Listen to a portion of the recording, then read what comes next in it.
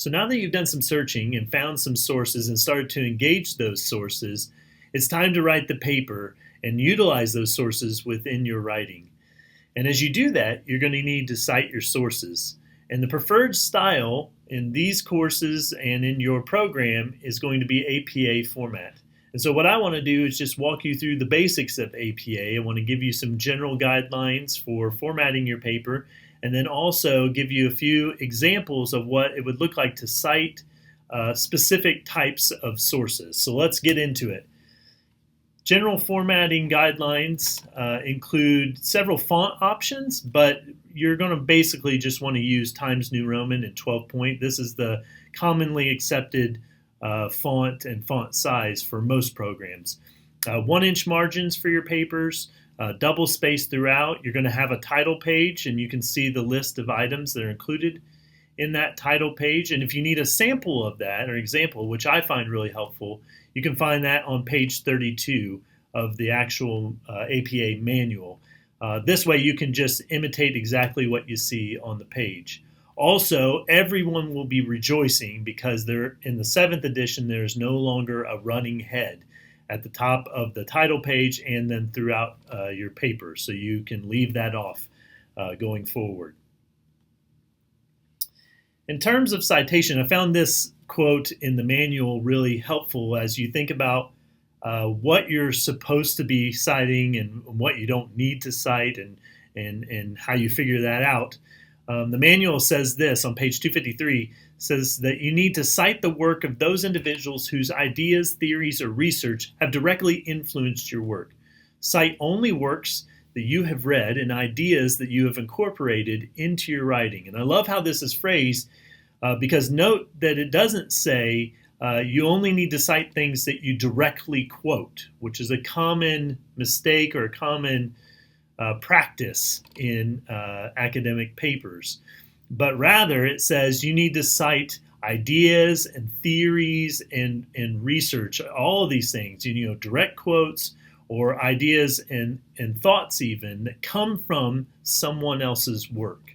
And that you only need to cite those works which you're actually utilizing or referencing in the paper. So it's not uncommon to want to slide a few extra sources in there, maybe that are connected to some other sources you've used, in order to kind of beef up your reference list. Your professors will note that, especially if it's not referenced throughout the paper. So you don't want to do that. You only want to cite those things for which you're actually utilizing. And you want to give credit where credit is due. And that includes, again, direct quotations, but also ideas and theories and thoughts from another author that aren't your own thoughts themselves. So a few examples of what citation looks like. In this case, note that the author's name's not being used in the sentence itself. So when that's the case, you're going to put your citation at the end, your in-text citation at the end of the sentence in parentheses with the author's last name. And in this case, if there's 3 or more authors, you can just put et al. After that instead of listing out all the authors, because that could get really long and unwieldy. So you got the author's last name, you got the date of publication, and then you've got the page number at the end. And note that that's inside the period of the sentence. So it's a common mistake to put that outside of the period. So just make sure you tuck that inside of the period. Second example, you'll see that the author is actually mentioned in the sentence itself. And so in that case, then the citation shifts place and actually gets broken up into a couple places. So in this case, the author's name is at the beginning of the sentence, and then directly after the name comes the year of publication in parentheses, and then the page number is actually attached to the end of the sentence, again, inside the period. A third example, note again that the author's name is not listed in the sentence or mentioned in the sentence. So the citation goes at the end of the sentence with the author's last name and the year, but also notice there is no page number. And in this case, in the first 2 examples, you were citing direct quotes. You were referencing direct quotes or using direct quotations. In this case, there is no direct quotation. It's a reference to an idea in a book or article, or something generally mentioned throughout that book or that work. And so in that case, if you were to directly quote that idea, you would be quoting, maybe most of the book or article. So there's no need to do that. You can make general reference to that idea or summarize that idea in your own words, but you still need to give credit. But you don't need to include the page number there. A fourth example has the author's name in that same scenario I just gave, has the author's name mentioned in the sentence. And in that case, then you're just going to put the year of publication right after the author's last name.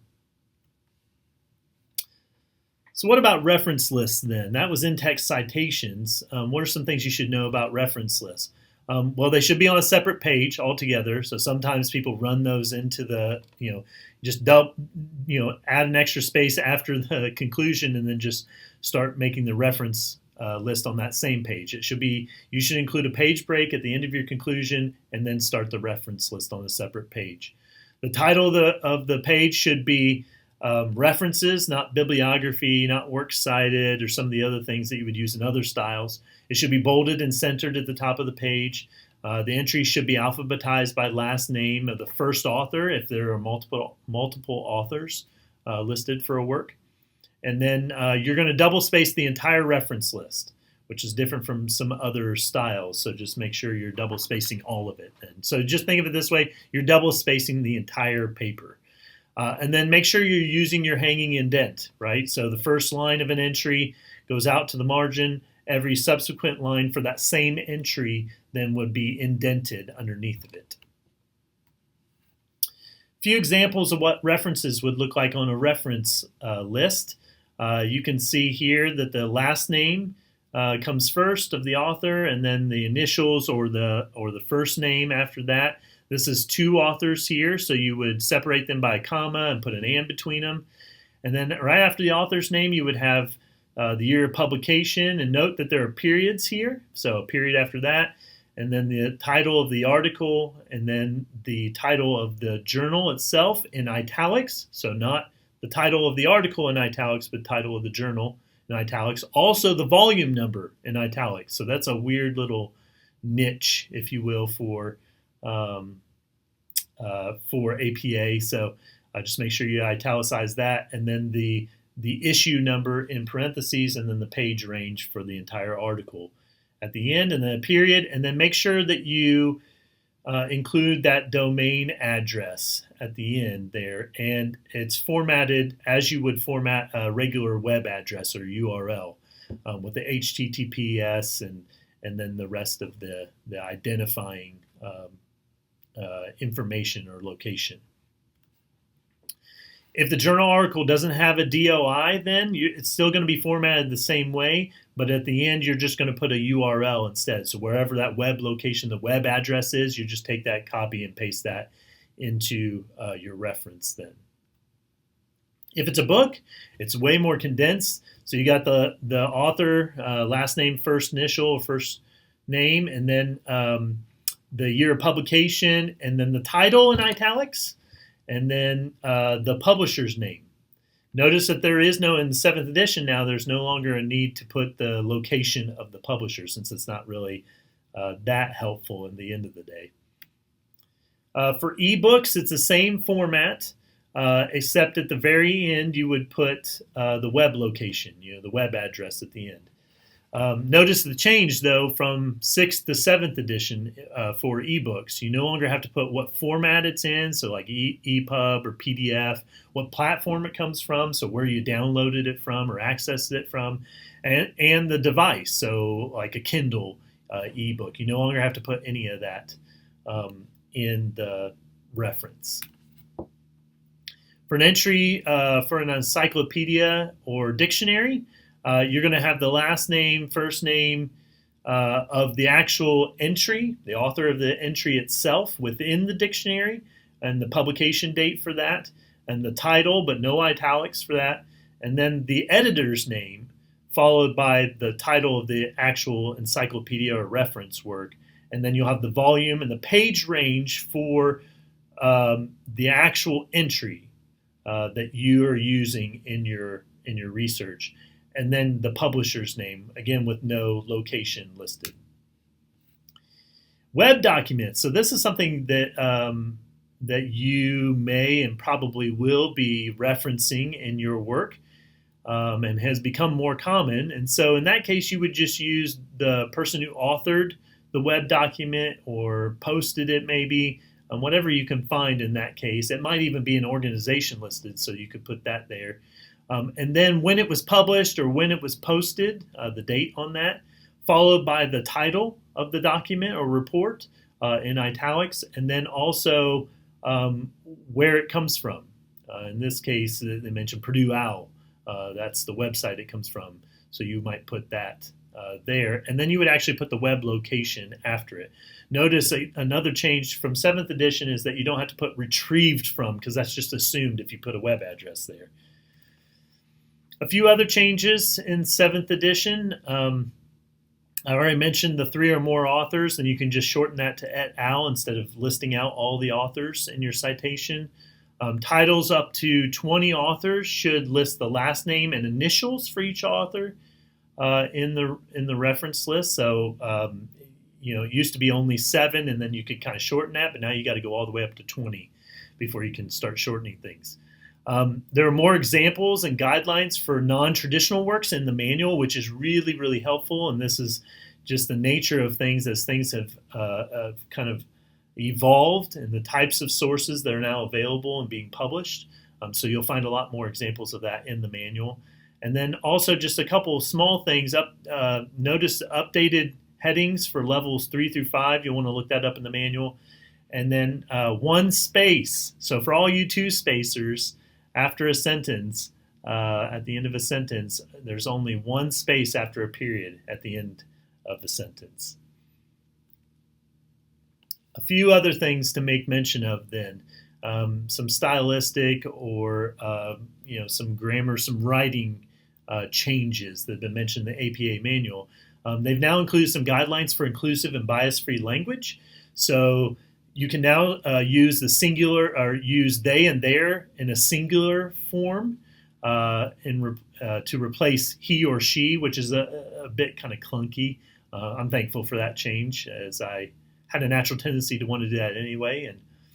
And you'll want to use descriptive phrases instead of adjectives as nouns when you're labeling groups of people. So instead of saying the poor, which has certain connotations and carries certain assumptions behind it, you want to be more clear and more descriptive with your writing. So you would say people living in poverty. Also, the same would be true for age ranges. Instead of saying something like people over 65, which lumps everybody over 65 into kind of one category, which opens the door for stereotypes and all sorts of things, you would say people in the age range of 65 to 75. Be specific, be precise with what you're saying then. So those are some basics of APA format. In addition to what you've just seen, I also want to show you one other resource that could be helpful for you as you're trying to navigate APA and as you get into your papers and maybe even struggle with remembering all of this. We've put together on the library website a citation help guide. So if you're at the home page, you can hover over services and go down to citation help. And then once you get to the landing page here, you'll notice the styles listed out here in the navigation menu. And you can go down to APA and click on APA.